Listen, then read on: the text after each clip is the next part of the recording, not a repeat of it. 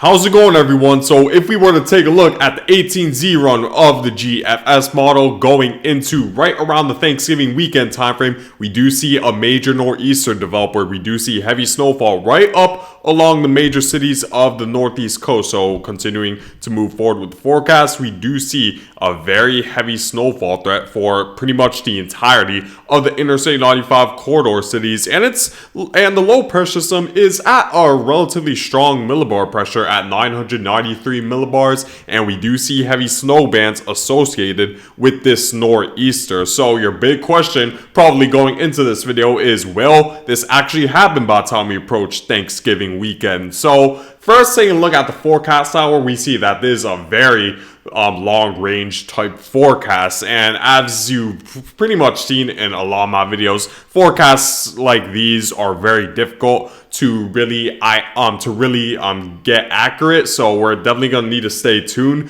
to what the computer models are stating over the next several days. However, we could sort of predict the general type of pattern we might see by the time we approach Thanksgiving weekend, and if we could potentially see a more likely shot, we're going to see a snowstorm. So it seems like after this initial snowstorm that's going to happen, in fact, towards the later part of next week for the Midwest and the Northeast. I did talk about this in my previous video. We do see that this low pressure system eventually develops thanks to a negative tilt we're seeing with the jet stream that enhances the instability, which creates this small low pressure system right over the Midwest. Now, this is expected most likely to dump right around 1 to 3 to 3 to 5 inches of snowfall throughout portions of central Indiana and Ohio. And we have another low pressure system that's going to be just to the east of it that's going to develop as well. And since there's going to be a strong Greenland ridge that's located towards eastern Canada,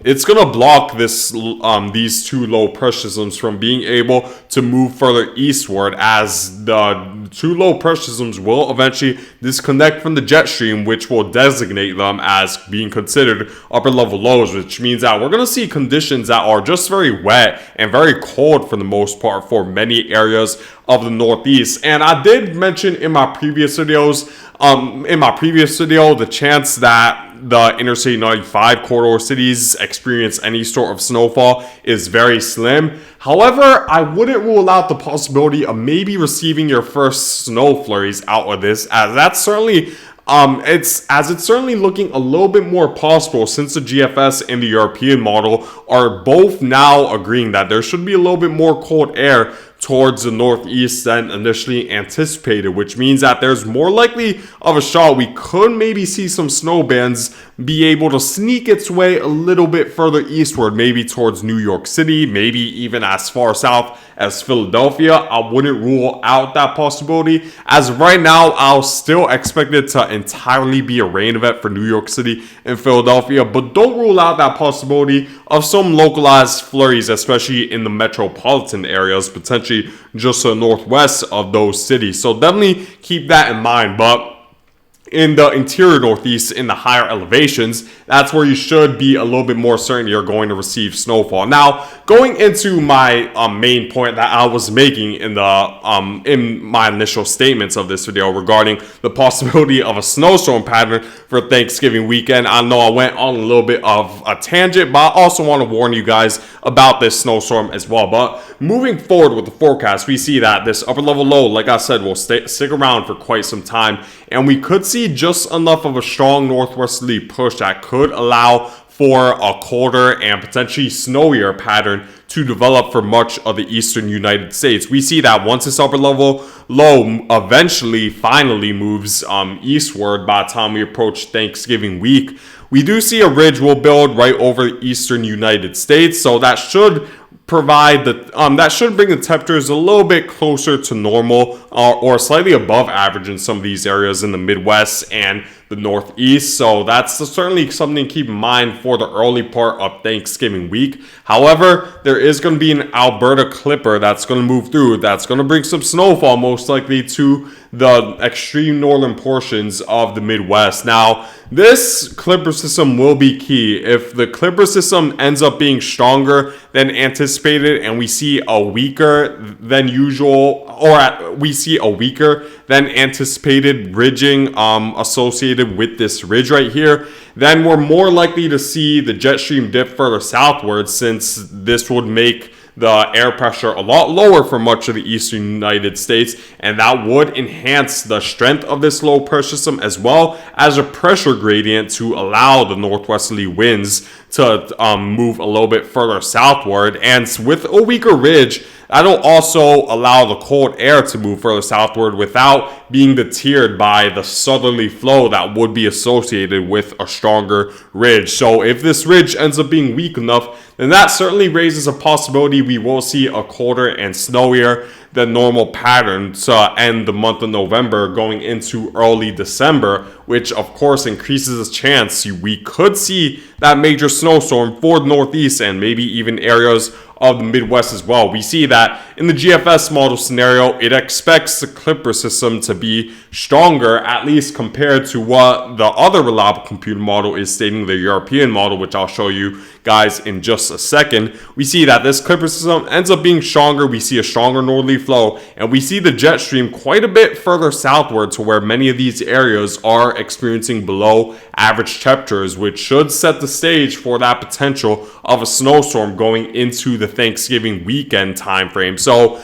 going even further with the forecast, with the jet stream this far south, that also allows this small low pressure system that's going to come off the Pacific Northwest coast to move further southward as well and encounter more of that warm, humid environment that's located right over the Gulf of Mexico states. So if we were to take a look at that, we see that the instability gradually increases, and we see a major nor'easter on our hands by the time we approach Thanksgiving or the Black Friday timeframe. So of course, this is highly uncertain, but we're going to need to pay very close attention first to this Clipper system that should move in, I'll say, right around the Sunday to Monday time frame. So it's going to be a while before I'll say we get a little bit more certainty with the forecast. We're just going to really need to see how strong this Clipper system will be and how strong the ridging will be. And I don't think we'll get that answer until potentially this weekend, once we really see the strength of these two factors come into play by around that time frame.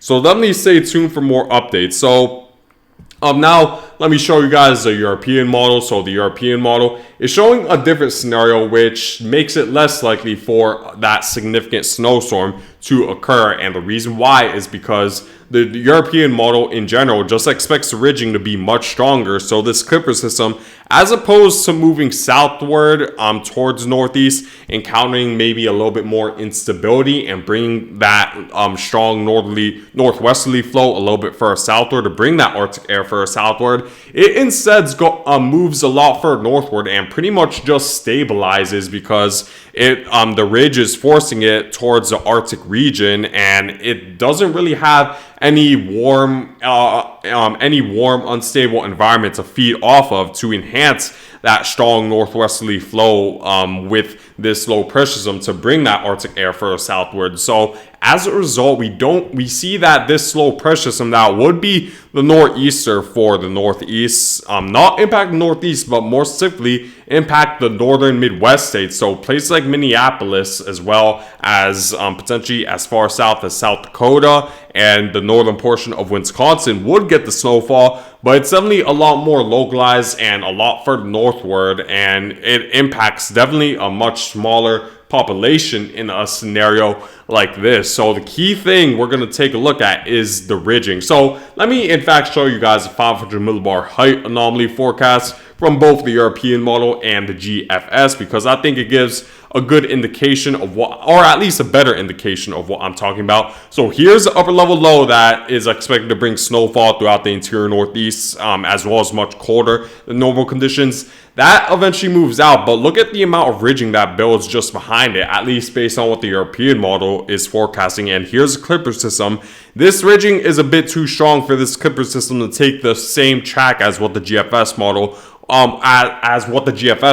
wants to take it towards, where we see this ridge is too strong, this low moves too far northward, doesn't encounter enough instability. So as a result, we don't see that snow, that instability, that cold air move far south enough to impact northeast. But in comparison to what the GFS model is stating at this time frame, we see the opposite happen, where the ridging is a lot weaker. We see this Kuiper system move a lot further southward, which sets the stage for a more potentially a major snowstorm pattern to develop. And even if the Thanksgiving weekend snowstorm doesn't come for fruition, there could be the potential of other low pressure systems that could bring that possibility of snowfall to the Midwest and Northeast. If we were to see the pattern build like this, which would promote a jet stream dip that would stay persistent, at least potentially for as long as a couple of weeks. So we could see low pressure systems take this sort of trajectory,